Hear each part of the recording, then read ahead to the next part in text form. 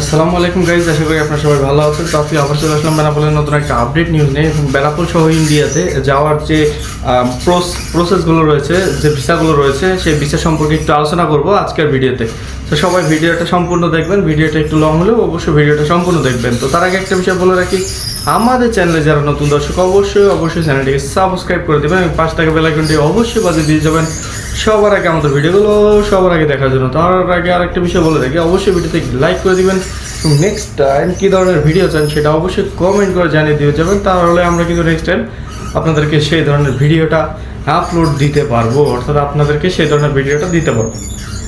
একটা বিষয় বলে রাখি, এই মুহূর্তে যে ডাবল এন্ট্রি ভিসাটা রয়েছে, ডাবল এন্ট্রি ভিসাটা কিন্তু খুবই স্বল্প দিচ্ছে। Double entry visa plus medical visa খুবই স্বল্প এবং ট্যুরিস্ট ভিসা কিন্তু এখন দিচ্ছে না বললেই চলে। সো এই বিষয়ে বিস্তারিত নিয়েই থাকছে আজকের ভিডিও। তো চলুন বেশি কথা না বলে চলে যাই মূল ভিডিওতে।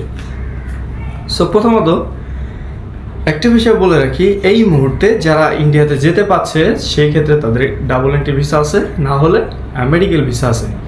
সো তাছাড়া কিন্তু তারা কেউই ইন্ডিয়াতে যেতে পারছে না। সো ডাবল এন্ট্রি ভিসা কাদের রয়েছে?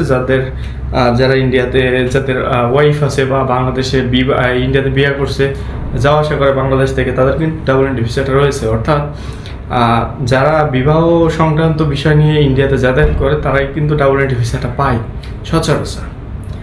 সো আপনিও চাইলে কিন্তু ডাবল এন্ট্রি ভিসাটা কিন্তু পেতে পারেন। সেক্ষেত্রে আপনার রিলেটিভ থাকা লাগবে, না হলে ওই দেশে বিবাহ করা লাগবে বা এই ধরনের কোনো ইস্যু থাকতে হবে। যেমন আপনি যদি ওই দেশে বিবাহ করেন, সো সেই ক্ষেত্রে কী হবে, আপনার ওয়াইফের যে আধার কার্ড রয়েছে, সো আধার কার্ড দিয়ে কিন্তু আপনি ডাবল এন্ট্রি ভিসাটা পেতে পারেন।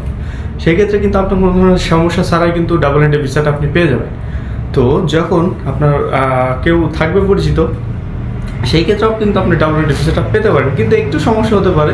সো আপনাকে সেটা মেনে নিয়ে অবশ্যই ডাবল এন্ট্রি ভিসার জন্য আবেদন করতে হবে। যেমন আপনাকে ইনভাইটেশন লেটার পাঠানো লাগবে, অর্থাৎ ইন্ডিয়াতে আপনার কেউ রয়েছে, সে চাইলে কিন্তু আপনাকে ইনভাইটেশন লেটার পাঠিয়ে আপনি সেটা সপ্তাহে করে কিন্তু ভিসা অফিসে জমা দিলে কিন্তু আপনাকে হয়তো বা ডাবল এন্ট্রি ভিসাটা দিলেও দিতে পারে। অর্থাৎ বেশিরভাগ সংখ্যক মানুষকেই এভাবে দিচ্ছে। সো এটা কিন্তু সব থেকে গুড নিউজ ছিল।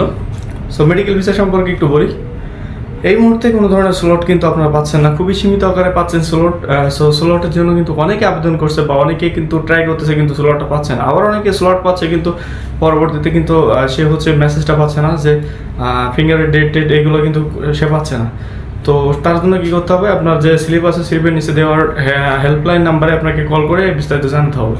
সো এটি কিন্তু সবথেকে গুরুত্বপূর্ণ নিউজ ছিল। এবং ট্যুরিস্ট ভিসা সম্পর্কে বলতে গেলে এখনও পর্যন্ত কোনো ধরনের আপডেট নিউজ আসে নাই, যার কারণে ট্যুরিস্ট ভিসা সম্পর্কে আমরা কিছু বলতেছি না। সো এটাই ছিল সবথেকে ইম্পর্টেন্ট ভিডিও।